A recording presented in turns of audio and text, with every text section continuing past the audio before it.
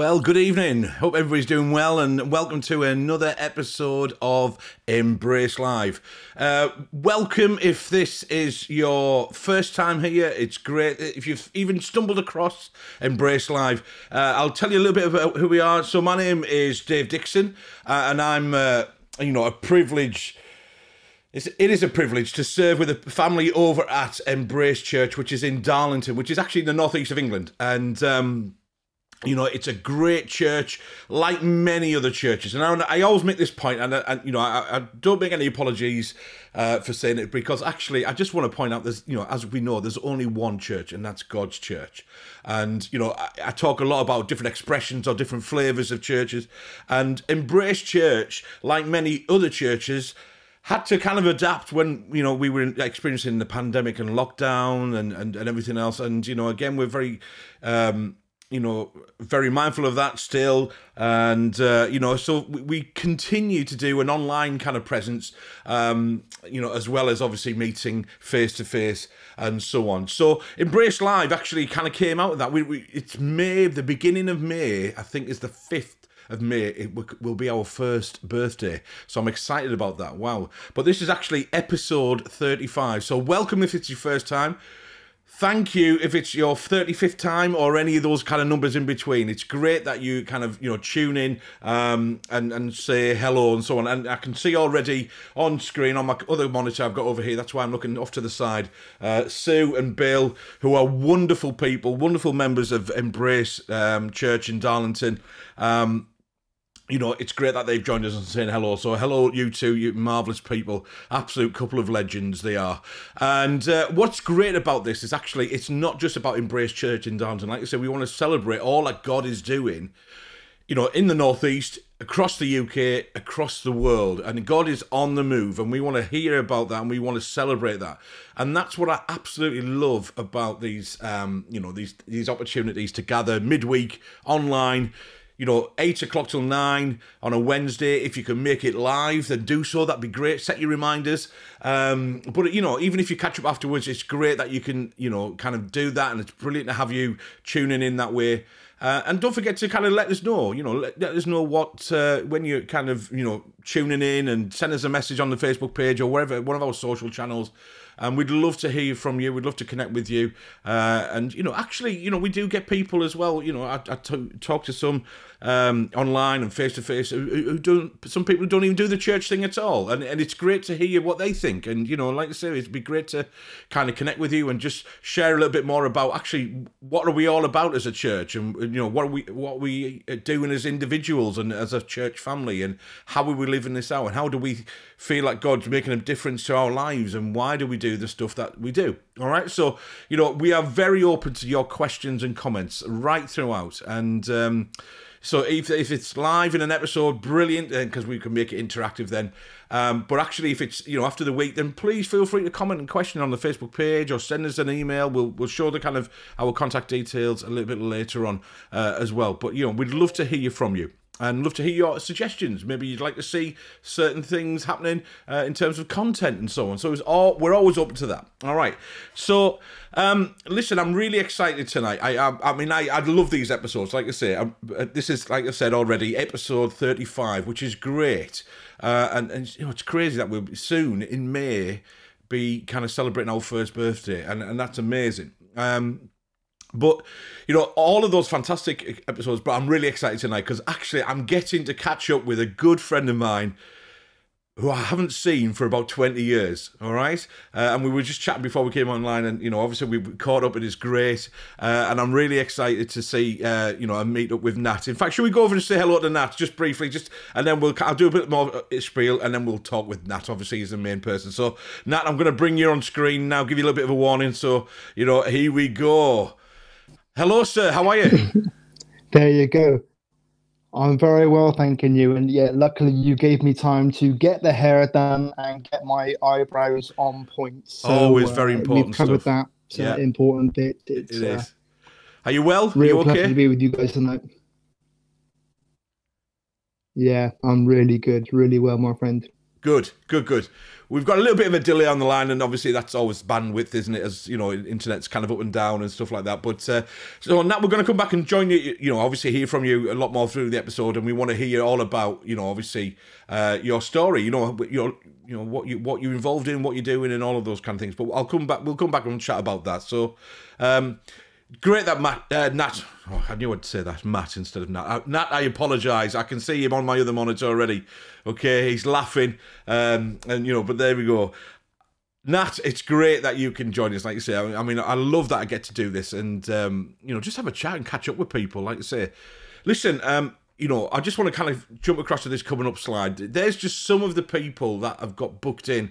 Already, you know, obviously we've got Nat tonight, and you know we heard from Stephen Riley last week, and some of those faces that we've seen already. But there's certainly a number of people on there that we haven't heard of from yet, and there's lots more besides. So, like I say, I want to encourage you, if you can, join us live on a Wednesday night, 8 till 9, thereabouts. Okay. And, you know, set your reminders, because, like I said, I've got people booked in all the way up to the end of July. I'm into August now, and I'm contacting other people, like I say. And this is very much about just celebrating how God is impacting, you know, communities, and how people are living out their, you know, their relationship with God, and, you know, motivating and bringing that and living out the love of Jesus in their circumstances, whatever that may be. And you know, we're all different, and it's great to hear people's stories of faith, how they came to kind of know Jesus, make that decision for themselves, to follow Jesus. And so I really want to encourage you, like you say, to kind of set your reminders. Really fantastic people, like you say, who are already booked in, and you know, are keen to do so. And it's brilliant, like you say. So hopefully I've sold it to you. Listen, it'll be really good, as always, you know, in these things, to kind of keep yourself up to date. And one of the ways that you can do that is obviously is head over to our YouTube channel. Now, one of the things that we want to do is encourage you to do the usual thing, which is to subscribe and like the videos and things like that. So, like I say, we do go live via Facebook, but I do upload them to, you know, our YouTube channel as well. And what we're trying to do is, you know, you need a certain amount of subscribers, the way things work, to be able to have that kind of address for the YouTube address.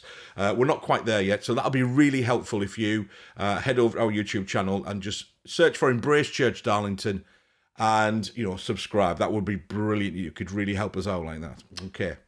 So what I'm going to do now is, you know, I've rambled on already. I'm going to, you know, just kind of play the little leaders intro, and then that's going to, you know, take us across. We're going to hear from Nat, and we're just going to have a chat with him, catch up, and see how he's doing. And then, like I said, listen to a bit of his story, and what he's involved with, how he's living out, you know, his kind of faith, and how he's kind of demonstrating the love of Jesus to people around him. And, you know, again, there's some really excellent kind of stuff. There's some good news. I found out some good news from him just before we came on air, and I'm really excited to know a little bit more about that as well. All right, so let's lead his intro, and then we'll get chatting with Nat. Here we go.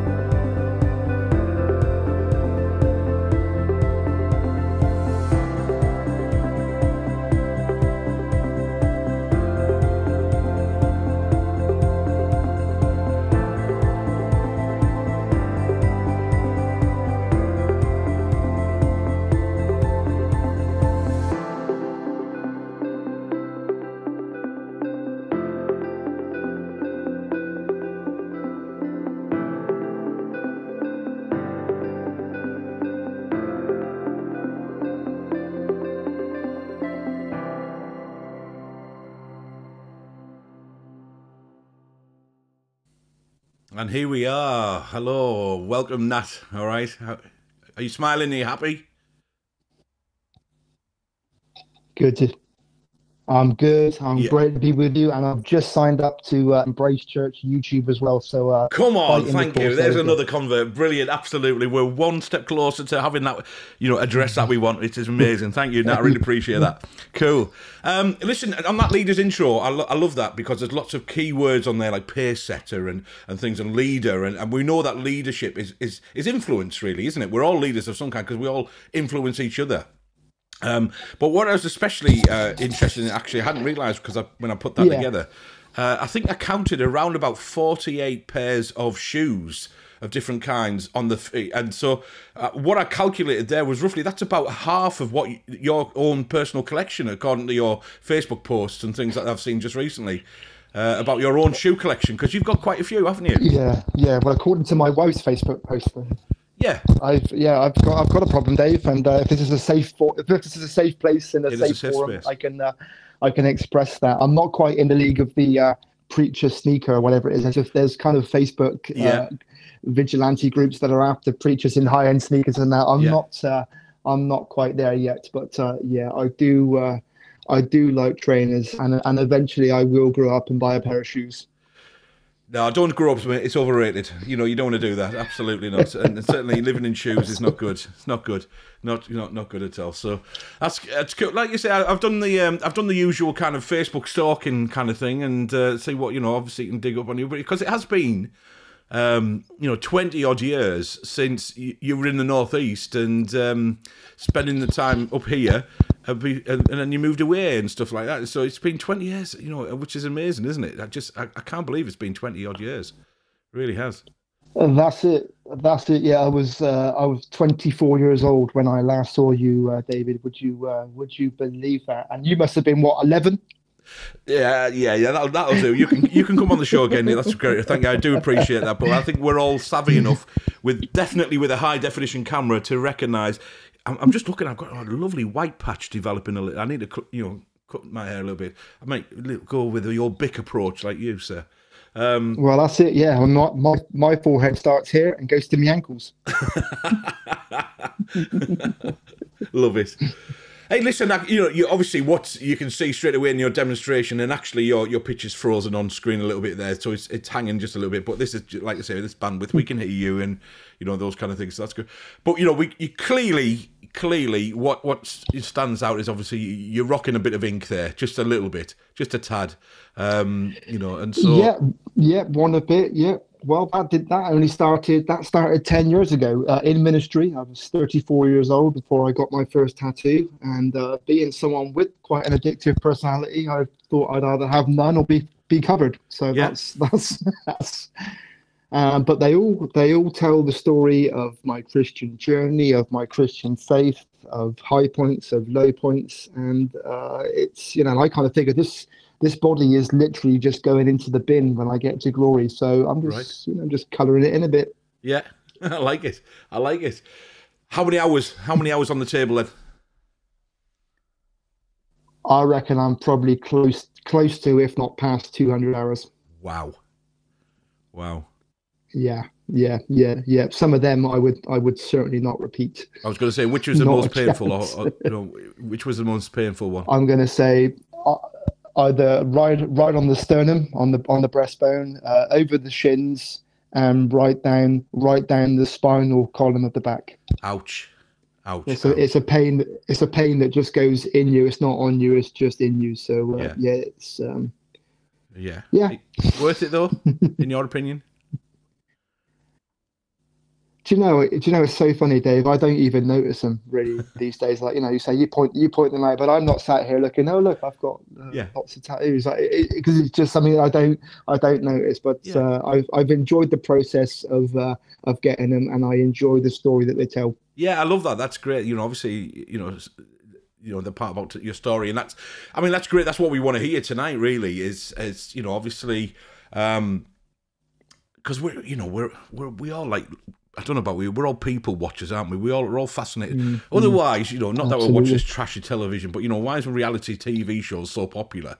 And and so of some kind, we're all fascinated with other people's stories. And of course, what we'd love to hear is your story. So the general three questions, which I've asked a number of times really with other guests and things on the show, has always been like, what was life like before you kind of got to that point? So what was life like when you got to that point when you made a decision for yourself to give your life to Jesus, to dedicate your, to enter into a living relationship with Jesus? And then what is life like been since that point, again? And, so it would be, before you kind of jump into that and you're telling your story, why don't you give us a bit of context of who you are then?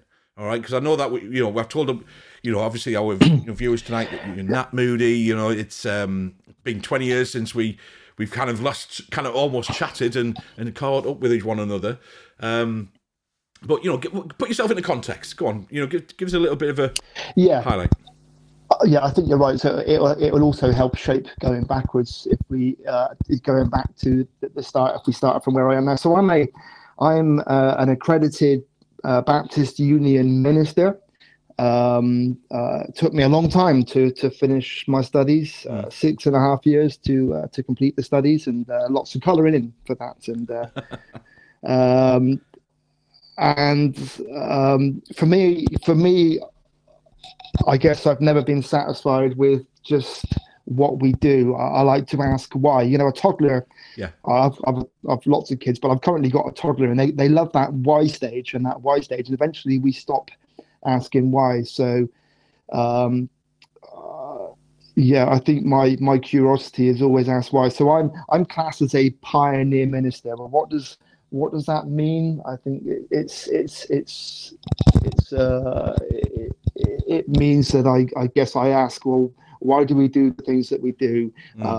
What's life out there? Why do we have such formulaic process? And I'm not seeking to be antagonistic. I'm not seeking to be divisive. Yeah. I'm seeking to be fully intentional and fully relational. So I specialize in areas of mental health, and that's through some of my own pain.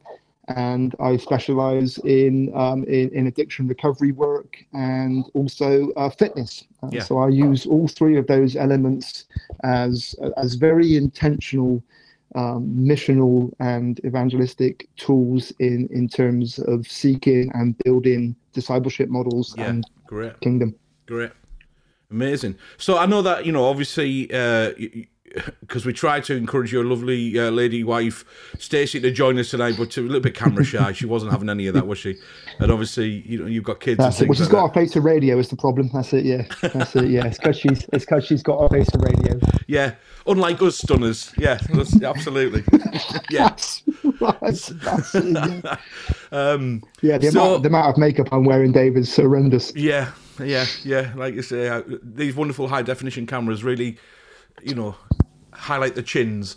Anyway, so obviously it's great, and I was kind of thinking about in the lead up to this, and we were chatting a little bit about when we came on air. Like you say, many years ago when you did live in the in Hartlepool, you were kind of employed up there, and certainly part of the the Crucible Youth event that was involved with as well, and we spent time together at Harvest and things like that, and we were talking just about our daughters, Eden and Lauren, a long time ago. We don't want to embarrass them too much, but they used to kind of play together and around our house and so on. We used to hang out. And obviously they're together in the ball pool, and we were just kind of swapping a couple of memories there, weren't we? I was thinking, actually, the last time I saw you face to face, if I remember rightly, it was a while ago, is when I was going, and I need to apologise, actually. I felt guilty ever since, actually, for 20 years plus or whatever it is.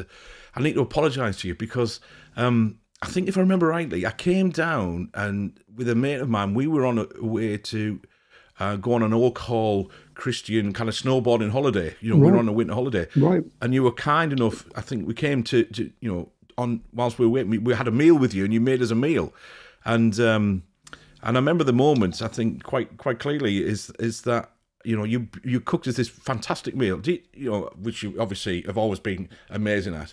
And and I did the wrong thing. I really upset you. I asked for some pepper. And I think your reply was, "Doesn't it come perfectly seasoned to the table?" And I thought, oh, no. What a lasting impression. So I just want to apologise publicly for that, mate. Sorry for That's okay. When was that, Dave? I have no idea. I have no idea, because I am old and I can't remember those things. But it was a while. But there we go. Well, I only live 8 miles from Oak Hall now. That's where I live. Yeah, right. Okay, I didn't know that. Right. Okay, cool. So yeah, I'd just like to get that out there, and kind of apologise and stuff like that. Let's actually just take a moment just to pause for a moment and just to welcome a few more people who've joined us online. Obviously, as people are kind of tuning in and kind of saying hello and what have you. So, Alan Fraser, he's a great guy. He's the senior pastor at Embrace Church. So it's good to have you. And Bev, thanks for joining us. I used to work with Bev in Billingham South Primary School. So, Bev's great. Thanks for joining us. It's brilliant that you've joined us. So, welcome everybody. And as always, just whilst I've kind of making reference to people joining us, listen, we want to make this interactive. So we do want to encourage you, as always, to comment and question as we hear from, Nat and his stories and the things that, obviously he says tonight. And I say, listen, pose those questions. If you want to know more. And obviously later in the show, we'll make sure that, we put Nat's kind of contact details on and things like that. All right, so you can get in touch with him directly if you want to, which I know that he's open to as well. So, okay, so we've established that you used to live in the Northeast for a time, over 20 years ago now, and you've made the completely huge error of leaving the Northeast because it's an amazing place, and moved on. But let's get into your kind of story then. So let me ask you quick: were you a Christian from birth? First of all, why don't you tell us that kind of bit of story? Yeah, let me take you back. So I was born into a Christian family, but as you know, Dave, sleeping in a garage doesn't make you a car. True. But I was born into that environment, and my father's side of the family are all into the church. So I thought during my childhood that was just a perfectly normal thing for everyone's family to do. I remember Mission England, 1984, Billy Graham. Yeah. My grandfather hosted Billy Graham as part of the Mission England tour there in '84, because I think he came to Ashton Gate in Bristol, and I think he went to the Stadium of Light in Sunderland. So I think he went to both of our Roker Park childhood homes there. Roker Park, pre-Stadium of Light. Right, you are. Yeah, so 1984, and I would have been 7 years old in '84, and that's where I went forward with about 26 billion other people. But I had no idea really what I was going forward for. Yeah. Yeah. Okay. Can I expand and just carry on, Dave? Yeah. Yeah, please do. Yeah. Go on. It's all yours. Once I got to secondary school, I realized that things were very different, and I was an extremely insecure and extremely low confident child that overcompensated completely in silly behavior. My birth mother is quite emotionally unwell and probably shouldn't have kids, and I was given the name of my deceased older brother. And then I was rejected by my birth mother to a degree as well. So I think my whole life I've just been asking, who am I? Do I matter? And what's my purpose? And I think my young, developing child form didn't have satisfactory answers to that. So as secondary school went on, and I became the class idiot, and part of my childhood I was probably classed as insignificant background. I would deem that value at certain points. I'll be very careful what I say, as I know that we're online and the Bible says honor your mother and your father, who are both alive. So I'm very, very guarded of that, hence why I've not published a book yet. Sure. Although I've been asked. But I realize now, being a father myself, working with people, spending years working as a youth pastor, being in and around church, and actually those formative years, that if you aren't left in a place of comfort and of peace and of self-care and self-validation and self-worth, you'll go into adulthood, but your emotional development will stop at a certain point. And I met you at a certain point, Dave. I came back to the church after really getting into trouble as a teenager, flunking out of school, getting into stupid behavior. This was the time when ecstasy was coming into Bristol and the West Country, late 80s, knocking about with older kids, breaking into houses, street robbery, because I was just dying. It's tribalism. I was just dying for somebody to accept me. I was dying to belong. Yeah. Facebook's very clever because Facebook knows that the approval of other people is one of the primary addictive dopamine sources we have in the Western culture. Absolutely. Otherwise, that like button wouldn't exist. It just wouldn't exist. Yeah.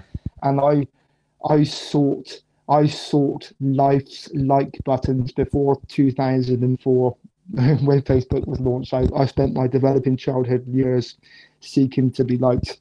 Yeah. I came back to church at 16 years old, and things didn't really get dealt with. I stopped prattling around so much. I stopped some of the addictive behavior, messing around with recreational drugs and what have you. But I didn't really deal with anything else. I was still massively, massively insecure. Yeah. And I was still a massive show-off. And then at a church event, someone gave me a microphone. Well, you don't give an insecure show-off a microphone. Yeah. And it wasn't until I was in my mid to late 30s that I worked that out, Dave. Because every decision that I made from the age of 17 up until one of my final breakdowns and the failure of my second marriage at 37, 38, that I realized what I should have taken was wisdom, but I picked up the microphone instead. And I realized that even in those times, there was times at Crucible and other things and other events and all things like that, God still factors in our stupidity. Yeah. God still factors in our insecurity. God still factors in our inability and our insecurity, and still allows kingdom to grow and develop through that. And I'm recognizing that, one of the reasons that I had to leave the Northeast is because I was sacked from the church that I was stealing from at that time in 2002, and had already been cautioned and gone under the radar. Why? Because I thought I was impeachable. I was so insecure that I thought I was impeachable, and I moved down south with brokenness and with pain, and then just got another job. Most of my ministry is involved in dealing with emotional health, dealing with addiction, but I don't ask people what their problem is. I ask people what their pain is. Yeah. Because unresolved pain, of course, is the catalyst to every decision and action and thought that we'll make and allow to be made for us.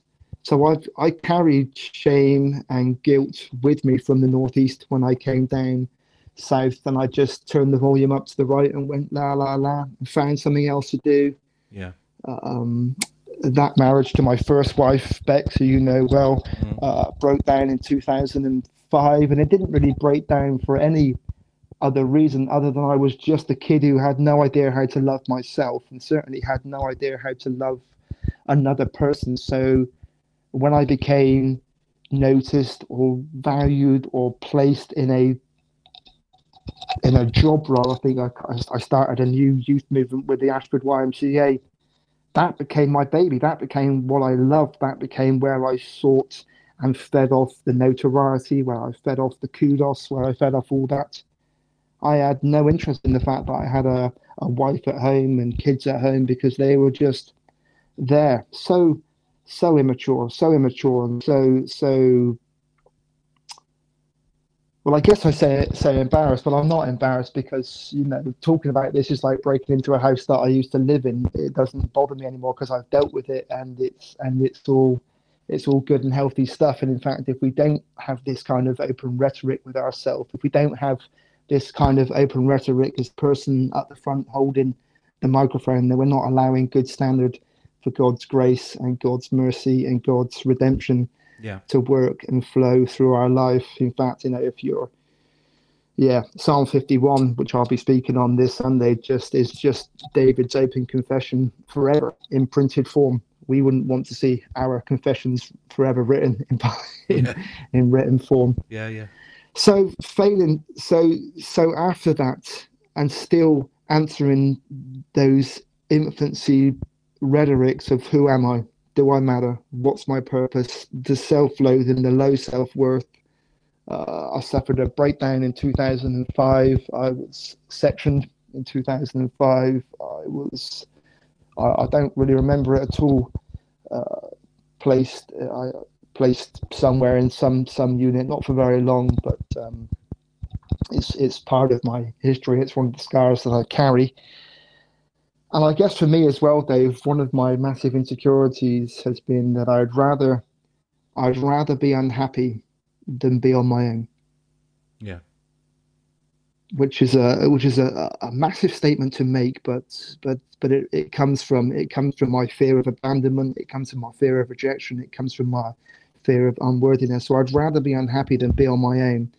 So what I did after my marriage broke down and after my mental health was in a poor state is I decided to go online and try online dating, because that's the perfect thing to do when you're in that frame of mind, because I couldn't stand being on my own. And I didn't go fishing properly. I didn't buy a decent rod and fish properly. I just threw out a net, and anything or anyone that showed any level of interest by proxy would win, because I didn't think that, I wouldn't want to be with me. So I wouldn't value anyone else certainly wanting to be with me. So wow. So that won. And I met this lady, and it was just disastrous from the off, like absolutely disastrous from the off. I was still heavily involved in the church. By now I was starting to work with the Church of England to help them with their fresh expressions, their more sort of evangelical side of ministry. And this was 15 miles away from where I was living. I had a home life that was chaotic, that was quite emotionally abusive. And then I had the church life. And I've always been very good at communicating. And I've always been able to hold a microphone and talk, not with humility, but, through whatever gifting that God eventually had to humble before he could then use to his fullness and growing in that. And this lady that I met said, all I want is to get married and have kids. And I thought, well, I'm not going to do that. I'm not going to do that outside. I'm not going to have kids outside of marriage. I'll still bear some level of moral compass. So we'll get married and we'll have kids. And I thought that'll be absolutely great. Well, it wasn't great at all on any level. And we were married in 2009. It was just disastrous before that. I don't think she even liked me. I think that's a fair thing to say. I don't think she even liked me. Yeah. And I certainly didn't like me. So I just allowed this value and status on myself. And we had a child. We had a child in February of 2010. And on the day that he was born, she said, I'm done with you now. I've no need for you at all. And you'll never be worthy to even look at this kid, let alone call this child your son.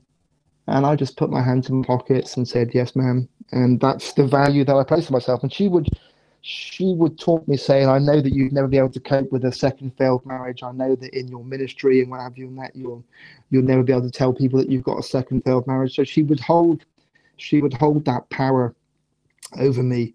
I put on 4.5 stone in a 5-year period, which that beats even some lockdown munching. I know 2020 that beats even some lockdown, but it just fueled the low self-worth. It just fueled the low confidence, and I was just hurting. I was desperately hurting, desperately in pain. But that's the value that I placed on myself, Dave. Yeah. That's the value that I thought I was worth.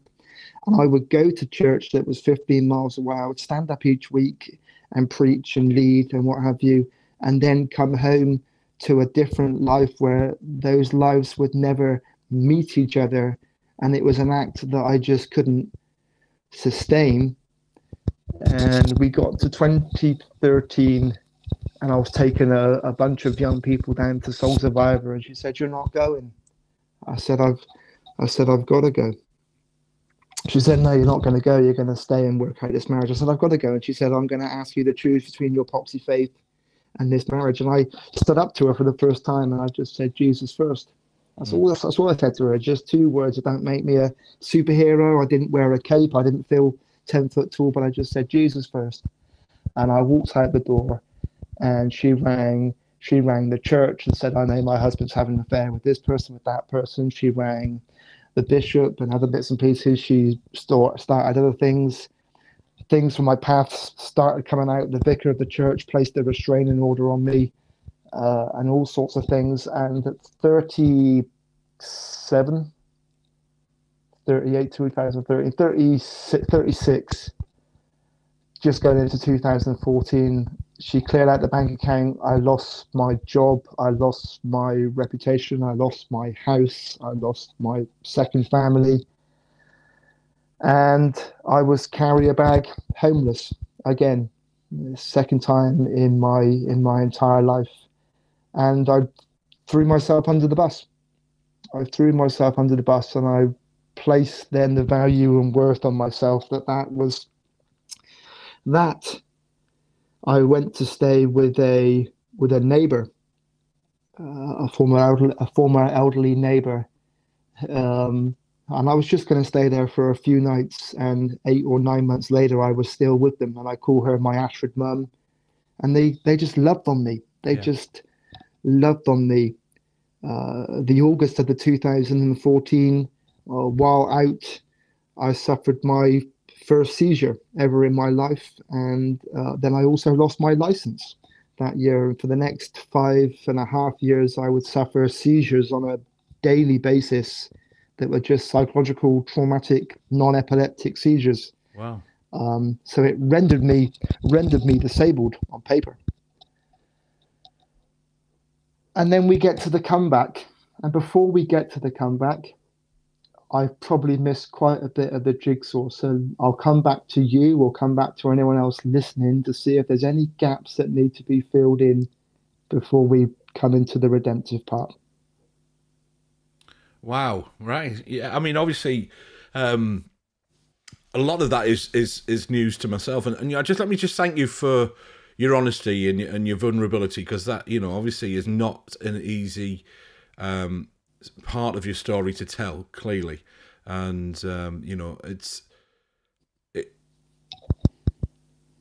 mean, you mentioned earlier, you referenced somebody said you should write a book. Clearly that's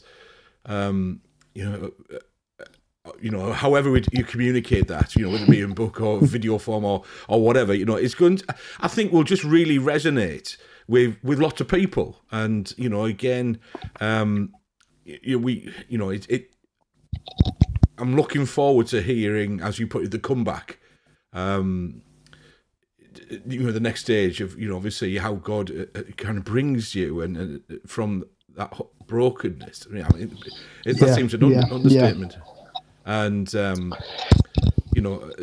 it's obviously significant circumstances. Interesting as well that, you mentioned that dual life that you were living, that, the almost the life with a microphone and doing the church thing, and yet life at home was very different. And you said that the other two lives weren't kind of meeting and stuff. And, so tell us the next part. Tell us about the comeback then. Yeah, I will, because actually those two lives juxtaposed for so long, and what that juxtaposition did, Dave, was it kept me locked in denial, and it kept me locked in shame, and it kept me locked in grief, and it kept me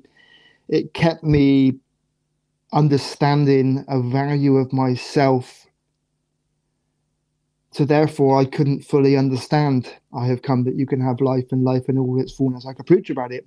You invite me to church, I come and preach about it, but I could never fully grasp that. And I've been in Christian leadership now, senior leadership, I guess, since 1996, and probably for about the last 5 or 6 years of that, I would say there's been healing and there's been breakthrough.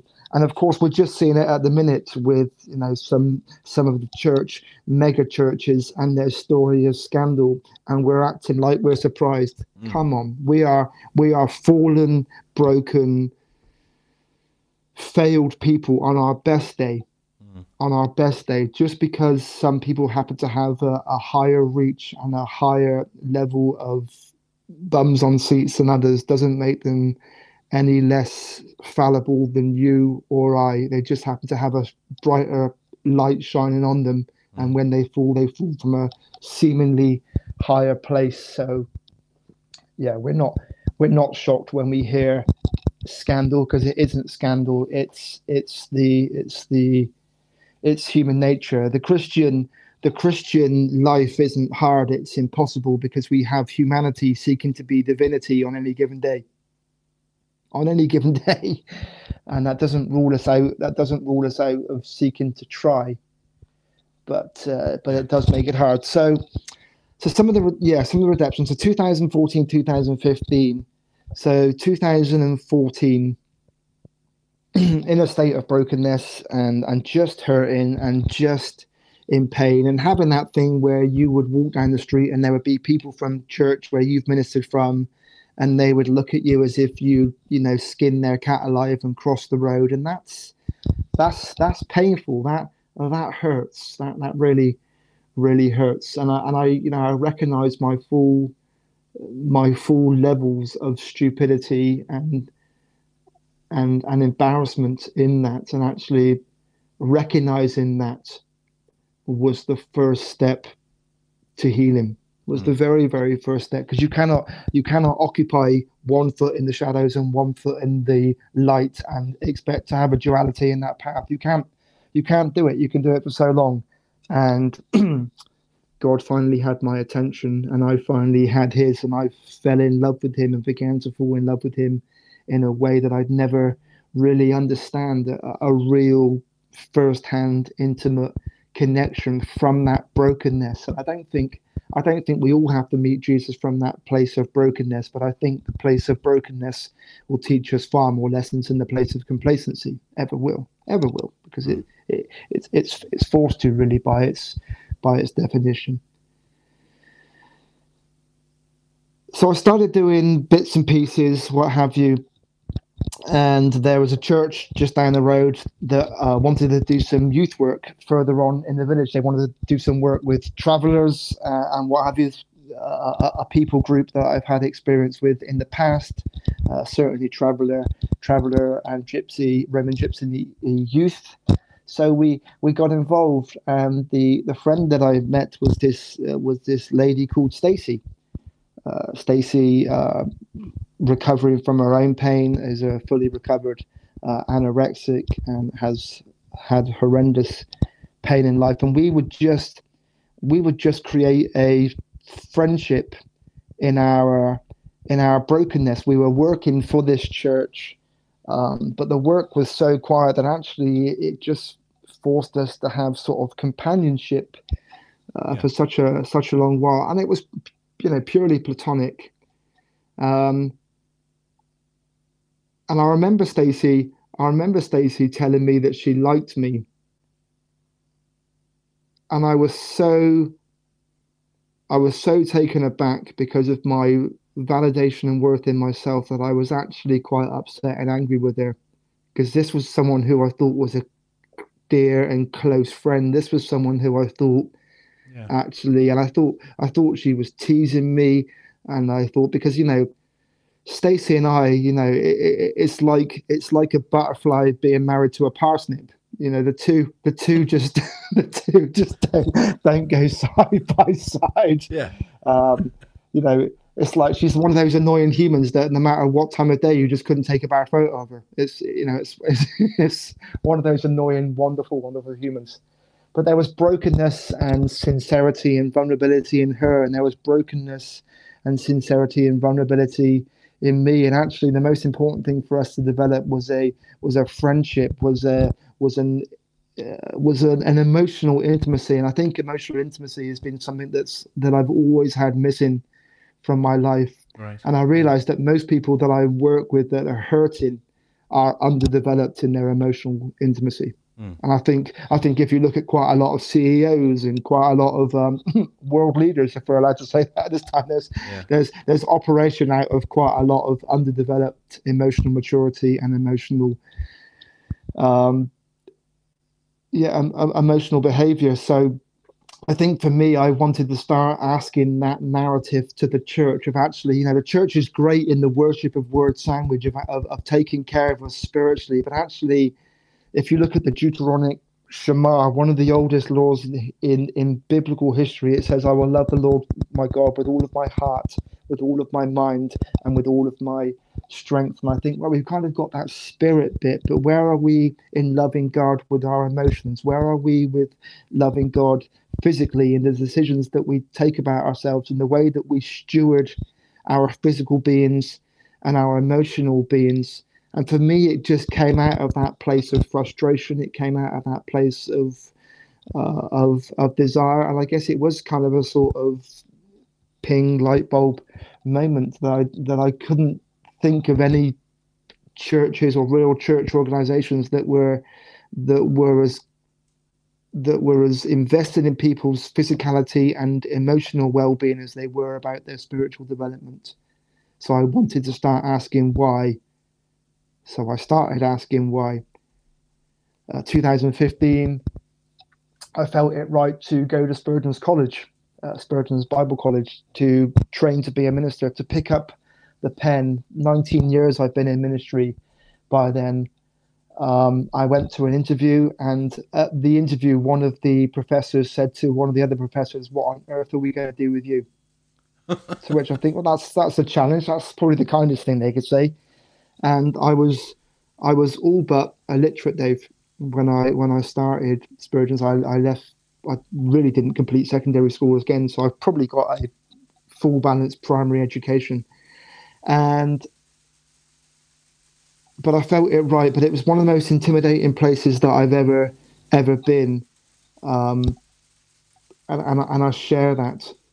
And that journey took me 6.5 years. But that journey also allowed me to reflect and to contemplate and to grow and to test that growth.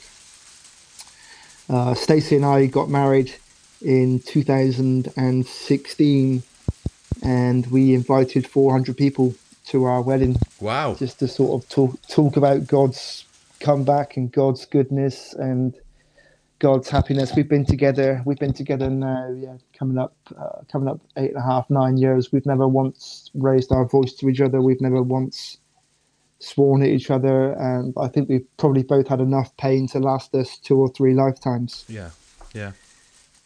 Because of the damage that Stacey caused to herself with her anorexia, which is the mental illness that has the highest death rate of any other mental illness on earth. She was told the likelihood would be that she wouldn't be able to have children and what have you. So she kind of became stepmother to my 3 at that time. And then the miracle happened. And 4 years ago nearly, we had our first son together, Zion. Yeah. Awesome. And, he wasn't expected to be born at all. And then a year ago, we have baby Jaden. So I stand before you today, Dave, as an accredited minister at 44 years old, on my 3rd marriage, with 5 kids, with failed ministry after failed ministry after failed ministry, lying, stealing behind. Yet some people still tell me, Dave, that I'm one of the most influential person in their life, and I'm still going back sort of X amount of years, and I go, why? And please take away my I there in a very lowercase I, because it isn't I at all. And now I seek to use that hurt, to use that pain, to be fully relational. When I speak to community and speak to non-church community, I want to be able to put my arm around them and just kind of go, yeah, I get it. Mm. Yeah. Tell us about your involvement with Star Recovery, the organisation. Yeah, I will do, before I then go on to tell you what the next chapter is going to look like as well. Yeah, I mean, we're just conscious of time as well. I know that. I mean, this. Okay, sorry. Where are we? We've got about 10 minutes or so. Let's go with 10 minutes, and let me just say this as well. While I kind of, before you kind of head into, I mean, certainly people are valuing your vulnerability and your story, and obviously listening intently, and I'm just adding a couple of comments there, from Dawn and Val to there, amazing your story, and praise God indeed, like Dawn and so on. So it's amazing to hear that. So tell us then about Star recovery, and then the exciting new chapter that's starting soon. Yeah, yeah. So the 12 steps was written by two Baptist ministers in the 1930s, and actually they were completely God breathed and God ordained. And I think every Christian should do the 12 steps, because it asks us to look at our denial, it asks us to look at our resent, it asks us to look at our amends, it asks us to confess and all stuff. So a couple of years back, after running some Christ-centered recovery courses, myself and a few other colleagues thought to ourselves, well, actually, what does it look like if we use the 12-step model, but we also look at our emotional development, we look at our spiritual development, and we look at what it is to steward ourselves physically as well. So the charity STAR stands for Steps to Active Recovery. We don't want to use the word addiction, because it's just it's too much of a sort of shoehorning word. So I'm a national sort of church support worker, and I guess you'd say chaplain really in this context, Dave. And twice a year we run a national online course. I did it last night, and we currently have over 200 people signed up to our online recovery course. And then we seek to just help support and facilitate churches as well into how they really work with those that are suffering but coming through their mental illness. Because in the same way that if I was to walk along a cliff with you and I fell over and I fell into the water and I was shouting out, Dave, help, and you just stood there on the top of the cliff and went, Nat, I'll pray for you, mate. I'll pray for you, mate. I'll pray for you, mate. Yeah, that's fantastic. But actually, what are you doing in terms of practical, tangible help? And I think sometimes that get out of jail free card of Dave, I'll pray for you, it cheapens grace, and I think it does heaven a disservice. So that's where we are in that. And the next chapter of my life, which we aren't fully finished yet, but I'm just about to, all being well, be called to a church just up the road, where I will become commissioned, and after 25 years of Christian work, hopefully this summer, I will be ordained and become the Reverend Nathaniel Moody. And we'll go into local church ministry, fully community based, right in the heart of a massive housing area, with all the social problems that every housing area has, and seek to just be incarnational. Amazing. Well, there's just so much in all of that, Nat, and again, and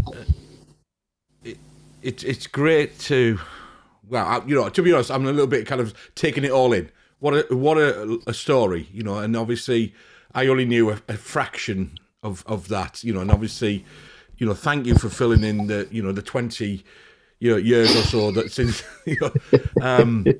and so it's amazing, isn't it, how we follow each other on Facebook and you kind of get glimpses and stuff like that. But the reality, and like you said, I love, absolutely spot on with you were searching for the like button before Facebook came up with it, and and that's a common story in all of us, isn't it? Really, and all of that. And, I certainly see that. Obviously being a teacher, and and a father as well. Obviously in young people, particularly the impact of all of that, and on emotional well-being and so on, and so it's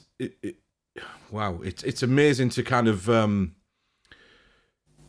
hear how God is working through you, in recovery, and kind of how you, of course, then from your experiences of God's grace and your obviously your own life experiences, of course, then can minister to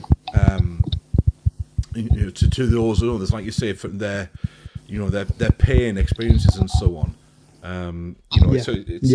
It's great, and it's really exciting, obviously, then that you've got this opportunity as well within church, a new church, and next time I chat to you, I'll have to call you Reverend, and those kind of things. Will you be Reverend? You said there, Reverend Nathaniel, full title, is it? Rather than Nat.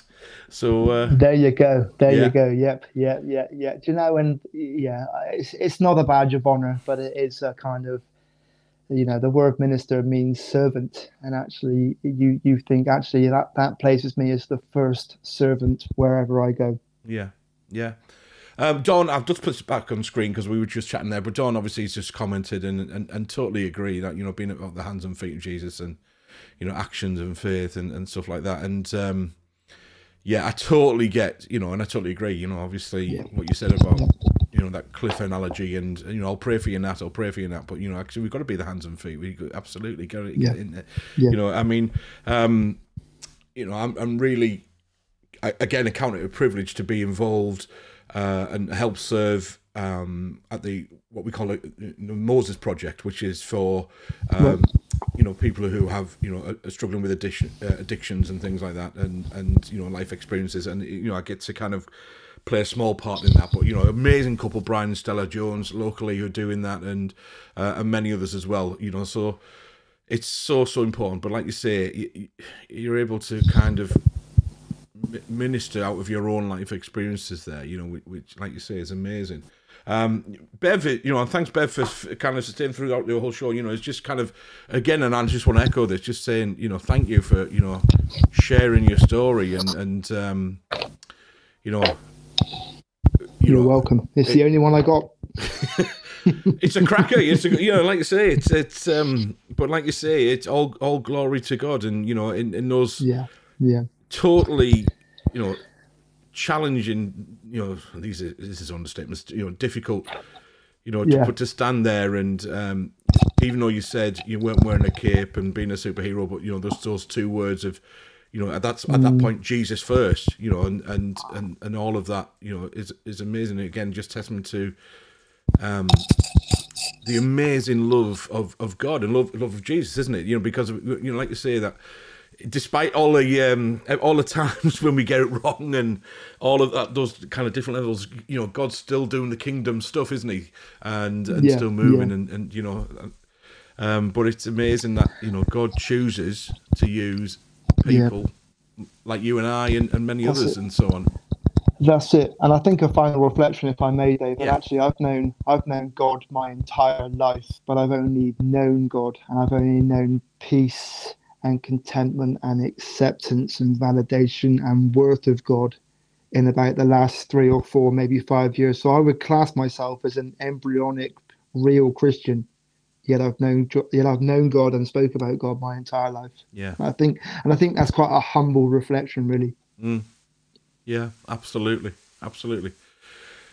Wow, I mean, it is 9 o'clock, and we tend to, you know, try and keep it to about an hour, Nat. And there's just, as always, time just seems to speed up during this 8 till 9 on a Wednesday. You know, obviously there's just so much more, and you know, like, what would be great to do? I'm just going to put you on screen now, obviously, with your contact details, really, and maybe you can tell, you know, everybody. There it is. You can see the star logo and obviously some kind of contact details on there as well. But I'm just checking my other monitor just to check they're all right. But listen, how can people... In terms of that... Go on, yes, please, go on.